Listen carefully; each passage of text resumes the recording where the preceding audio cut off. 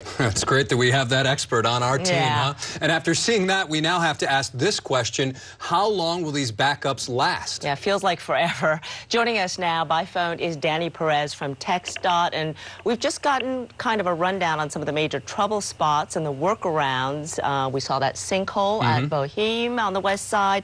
A big question, of course, is what are some of the other key areas that they're going to have to fix once the water drains before motorists can get back on the roadways? Danny, are you there? Yes, can you hear me?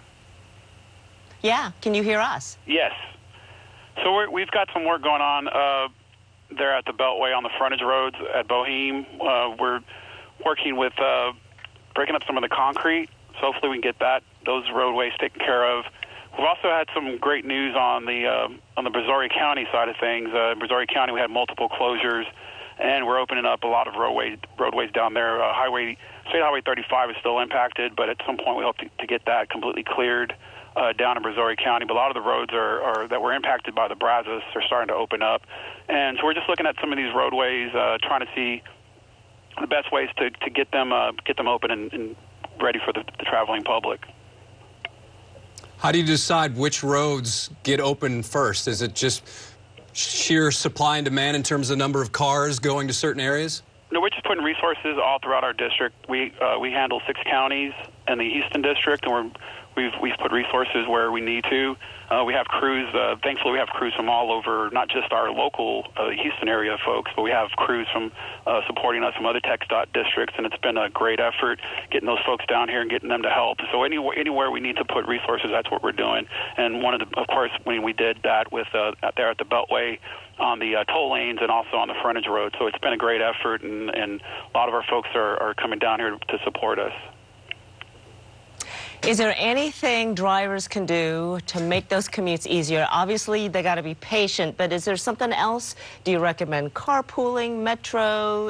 Any thoughts there? Absolutely. I mean, there's different things, ride sharing, definitely carpooling, transit, any kind of opportunities you can find. There's different companies out there, but also folks have apps. You have apps on your phone that are very helpful, those kinds of things. But combine those with drivetexas.org and HoustonTransstar.org. Know folks can get around, find alternate routes. It's going to be tough for a while, but we're asking everyone in the traveling public to work with us and to be patient. And these roadways will reopen, and things will clear out, but it's going to take some time. But using those resources, planning ahead, definitely. We had something similar. When we had the Super Bowl, obviously we had a lot of people during that time, and I'm not comparing the Super Bowl to this event, but we did have a lot of folks in town. I mean, that's one of the messages we got out to people was plan ahead.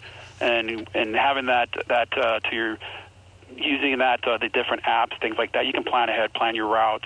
And if you have an appointment, for instance, use that opportunity to maybe leave early, set your appointments. Obviously, it's not going to be normal conditions, especially on the west side of town.